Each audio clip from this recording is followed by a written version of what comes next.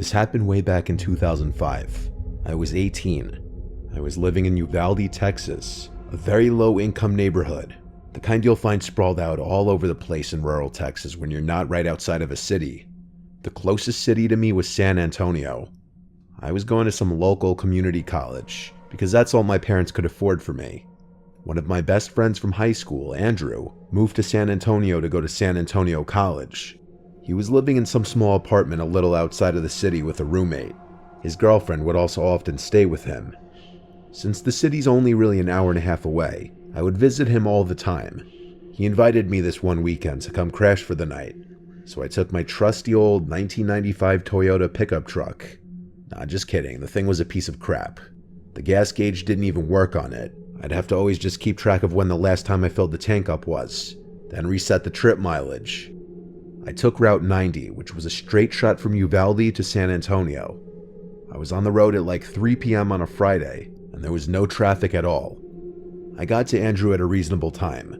His girlfriend wouldn't be getting there until tomorrow, so tonight we were gonna go out. We stopped at a liquor store and we drank in his apartment for a while with his roommate. Then the three of us went to this dive bar that would kind of look the other way with fake IDs. That was basically our night. We got back to their apartment around 2 a.m. after getting food. I slept on the couch. The next day would have almost been the same thing, but Andrew and his girlfriend were having issues all day, and as the two of them got drunker as the night progressed, she started yelling at him in front of me, and it got really awkward and uncomfortable. I didn't really have much to drink that day because I was already iffy about staying the night with her there. I eventually decided I would just head back home. I said goodbye to everyone and started my journey home. It was very late at night. I want to guess midnight, maybe a little earlier. Route 90 was deserted at this time, so I would fly for my pickup standards. But suddenly the engine started sputtering. I felt my heart completely drop as I realized I forgot to fill up the tank. I slowed down, but it was too late. The engine cut. I pulled to the side of the road and tried starting it a few times, but it did no good. I took out my cell phone, which was equally as shitty as my truck, and I tried to get a signal. No shot. I couldn't even call for help. I had to just put my hazards on and hope a good Samaritan would pass. You wouldn't believe how long I sat in the side of the road before seeing headlights. I waved my arms as the car approached, but it zoomed past me, ignoring me. This happened again after another 10 minutes or so. I was starting to feel hopeless, like maybe I should just sleep in my car and wait till sunrise to get help. So that's what I was gonna do. I got inside my car, took the key out of the ignition to cut the battery, and just angled my seat back to go to sleep. I would hear the occasional car zooming past like once every 10 minutes, but it didn't feel worth waving people down in the dark. It seemed sketchy for myself and to the people in the cars, but when I was starting to actually drift away to sleep, a car door closing from behind me woke me up. I looked in the rearview mirror and saw a car pulled up behind me with its headlights off. I turned around now to get a better look. There was some big pickup truck, but I couldn't see anyone inside of it, nor did I see anyone outside of it. Maybe someone pulled over to help. I got out of the car and said "excuse me" to no response. I walked closer to the truck just to confirm no one was inside. Then I walked back to my car. This was weird. I looked towards the trees on the side of the road. Maybe someone was pissing in the woods. I went back inside of my car and locked the door. This was just too weird. Suddenly there was a tap at my window. I jumped. I looked to see a man looking down at me into the car, smiling. I didn't do anything yet. He said, "Hey buddy, need a hand?" I lowered the window a crack and said, "Hey, I ran out of gas." The man said, "That's quite the predicament. Step out and give me a hand with this real quick." When he said this, I thought he meant help him with a gas jug to fill up my tank or something, honestly. And so I stepped out of the truck and shut the door, expecting him to lead me to his truck. But he stood there, looked down at me because he was much taller, still smiling, and said, "I need you to empty your pockets, please." It took me a second to process what he meant. I was literally a broke college student driving a piece of shit pickup truck. I wasn't about to get robbed of the only cash I had and my phone. I ran for it in the direction of the trees. I'm small but fast. I turned around and saw he was chasing after me. Once I made it into the trees, I zigzagged all over the place until I seemed to lose him. Then I crouched behind a big tree to catch my breath. When I heard him approaching closer, I quieted my breath. I heard him say out loud, "I'll kill you, you piece of shit." I don't know if he was just saying it out loud out of anger, or if he wanted me to hear it, but I was too scared to move. Even after I heard his footsteps move away, I didn't move. In fact, I stayed in this position the rest of the night, eventually laying behind this big tree up until dawn. I went back over to the highway to my truck, and the truck behind me was gone, but my truck's doors were both open. I found that my glove box had been gone through and completely emptied of anything somewhat valuable. My flannel hoodie was also taken, which had something in the pocket, I'm sure. I finally managed to wave down a good Samaritan, and he gave me a ride to the closest gas station. I bought a fuel can, filled it with gas, and the man brought me back to my car, where I filled my tank just enough to drive the truck to a gas station to fill up completely. Then I went straight home. This was a real-life learning experience for me that there are bad people out there who will try to take advantage of you when you're in a vulnerable spot, but there are also good people, like the man who helped me.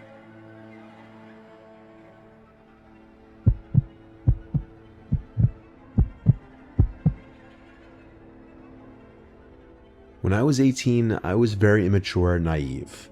I was kind of a jerk when I was on the road, honking whenever I got impatient, borderline cutting people off. Looking back now, it was very stupid, and if I ever have kids, I'll be that much more strict with them as far as their driving.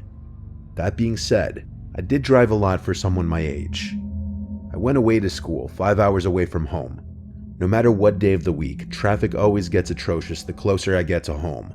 So during breaks, I'll drive home at night to avoid this. It goes from a 4 to 5 hour drive down to a 3-hour drive. It was the beginning of winter break, as the fall semester just ended.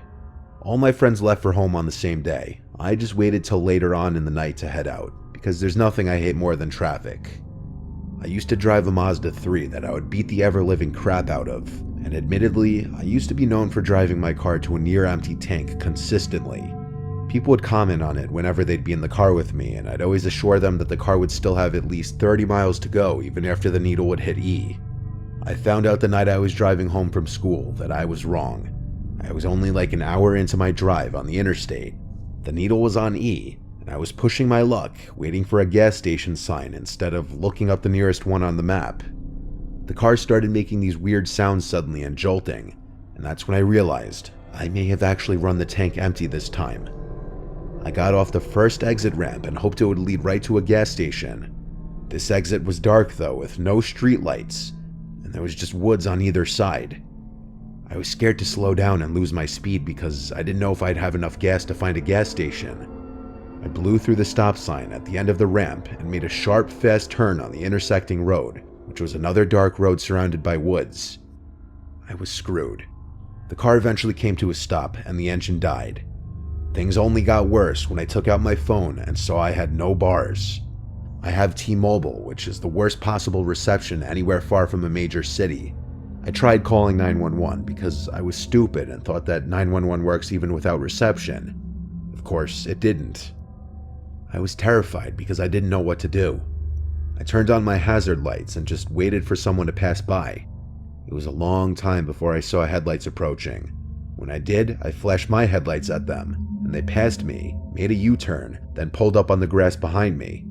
I didn't know who was getting out of that car though, and I was an 18-year-old defenseless girl. I just cracked the window down a little bit as this man approached my car. I told him I need help, I ran out of gas. He offered to give me a ride to the nearest gas station. He was this balding guy with glasses on. He kind of looked trustworthy. I had no other apparent options but to accept his offer. I got out of the car and followed him to his car, making sure to lock my doors first. His car was a black Honda, year probably a 2010. It smelled funky in his car. I couldn't pin what the smell could be though. He banged another U-turn and started driving in the direction he was driving before. He made conversation with me, asking where I was from and basic questions. I was honest with him that I was driving home from school. He said he lived in the area, and that they don't get too many out-of-towners getting off the interstate for this quiet little town. The route we were taking lacked any buildings anywhere. It was just woods everywhere. I asked if he knew of any gas stations, and he said yeah, just a ways up the road. I started hearing bumping and thumping coming from the back of the vehicle. It sounded like the trunk. At first I thought it was maybe just bumps in the road or a loose object in the trunk. He seemed to keep talking and talking, like he wouldn't stop. Finally, we got to a sort of town-looking area. There were some lights and buildings at last. A diner and a few small houses. There was a red light at the first intersection since I got in his car. We came to a stop, and for the first time there was silence. And then, I heard the unmistakable sound of someone screaming in the trunk, followed by thumps and bangs. I looked at the man, who looked at me. In a split second, I unbuckled my seatbelt, opened the door, and ran, while at the same time he tried grabbing me and pulling me back into the car. I heard him get out as well, but instead of chasing me, he ran to close his passenger side door, and then I heard him floor it down the street. I ran into the diner and asked for help, making a scene. I used their phone to call 911. I waited there. It became this whole huge thing, with multiple police showing up to the diner to take a report. Given the gravity of the report that I was making, that I heard someone in the trunk of the car, they had to get every last detail from me about the man's car, his appearance, and where he picked me up. I was also given a ride back to my car so that they could also include the pickup location in the report. They also helped me get a hold of AAA, which eventually would come to my location to fill my car with gas. This was overall the scariest experience of my life. I was shaken to the core the whole rest of the ride home. I hope they found that man. I hope whoever was in that trunk is still alive today. For all I know, that man could have been bringing me to his house or somewhere else, and I was just lucky I had a chance to get out at that red light.